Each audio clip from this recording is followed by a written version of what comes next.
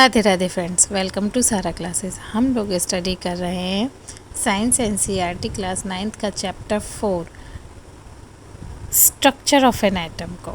ठीक है, तो अब हम इसका वही मेन जो टॉपिक है the structure of an atom पढ़ेंगे। हम इंट्रोडक्टरी क्लास पढ़ चुके हैं, एटम्स और मॉलिक्यूल्स के बारे में भी हम पढ़ चुके हैं। आते हैं हम इसमें। We have learned Dalton's atomic theory in chapter 3, which suggests that the atom was indivisible and indestructible.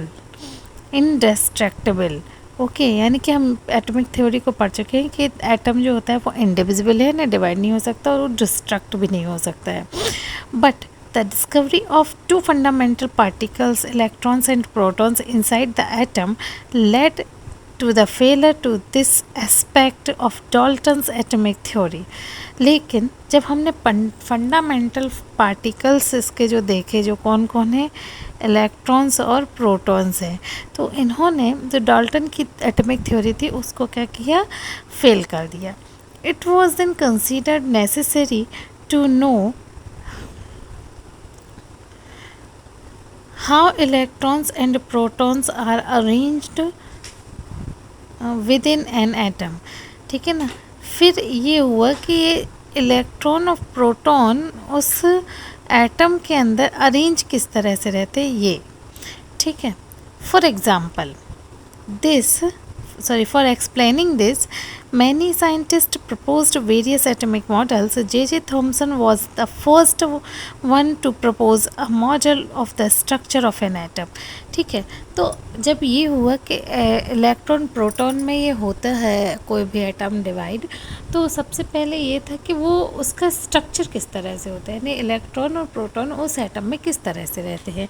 तो इसकी सबसे पहले जिन साइंटिस्ट ने इसके बारे में बताया वो थे J.J. थॉमसन। उन्होंने एक मॉडल बनाया जिसमें बताया कि इलेक्ट्रॉन और प्रोटॉन किस तरह से उस मॉडल के अंदर, उस एटम के अंदर रहते हैं। तो हम देख लेते हैं Thomson's model of an atom को। ठीक है।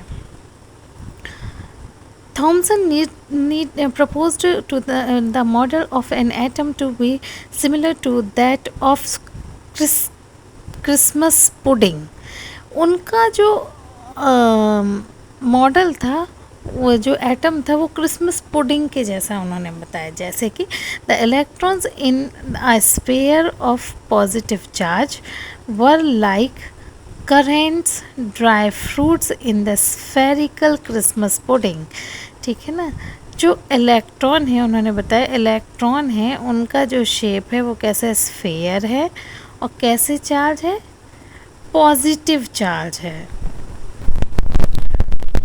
इस पॉजिटिव चार्ज का एक स्फेयर है, एक पॉजिटिव चार्ज के स्फेयर में करेंट्स यानी कि ड्राई फ्रूट्स के जैसे स्फेरिकल होते हैं क्रिसमस पुडिंग में। जैसे कि क्रिसमस पुडिंग है, उसमें क्या होते हैं, इलेक्ट्रॉन्स जो होते हैं वो ड्राई फ्रूट्स के जैसे होते हैं। ठीक है।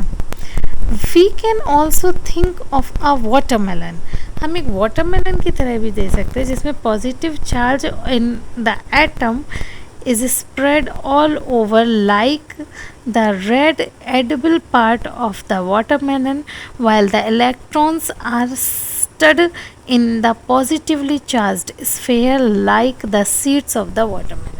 मतलब इन्होंने ये बताया है, ये स्ट्रक्चर आप क्लियरली देखेंगे तो समझ में आ जाएगा कि एक पॉजिटिव चार्ज का, जैसे वाटरमेलन हम कट करें तो एक पॉजिटिव चार्ज का जो होता है वो पूरा का पूरा पॉजिटिव है।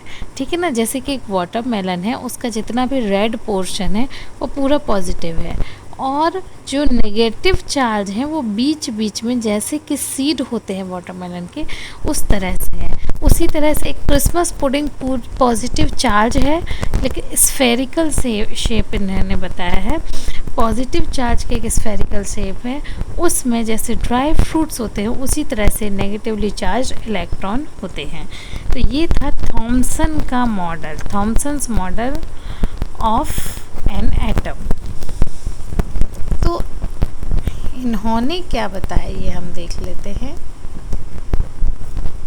Thomson's proposed that an atom consists of a positively charged sphere and the electrons are embedded in it. यानी एक स्फेयर की तरह है, उसके अंदर बीच बीच में इलेक्ट्रॉन्स हैं, ठीक है ना. The negative and positive charged are equal in magnitude, so the atom as a whole is electrically neutral. ठीक है, मतलब इन्होंने ये बताया कि पूरा जो स्फेयर है, जो हम यहाँ पर स्फेयर देख रहे थे, ये पूरा जो स्फेयर है पॉजिटिव है और इलेक्ट्रॉन है नेगेटिव. तो हो क्या रहा है इस कंडीशन में कि जो पॉजिटिव स्फेयर है उसका जो मैग्नीट्यूड है वही मैग्नीट्यूड नेगेटिव इलेक्ट्रॉन्स का है, और ये इलेक्ट्रॉन का जो अलग अलग इलेक्ट्रॉन इन सब का जो मैग्नीट्यूड है वो भी पॉजिटिव चार्ज के इक्वल है, यानी कि एटम पूरा का पूरा एक न्यूट्रल है. So sorry for the disturbance. तो क्या हो रहा है कि इनका मैग्नीट्यूड इक्वल होने की वजह से पूरा का पूरा एटम जो है वो क्या हो जा रहा है, न्यूट्रल हो जा रहा है. एटम क्या हो जा रहा है, neutral. Okay. Although Thomson's model explained that atoms are electrically neutral, Thomson का मॉडल जो है वो ये बता रहा है कि एटम जो है ना वो इलेक्ट्रिकली न्यूट्रल है.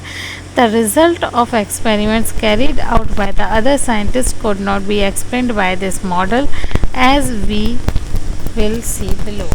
यानी कि जो अदर साइंटिस्ट ने जब इसको क्या कहते हैं एक्सपेरिमेंट्स किए तो इस मॉडल से वो एक्सपेरिमेंट नहीं हो पा रहा था, ठीक है.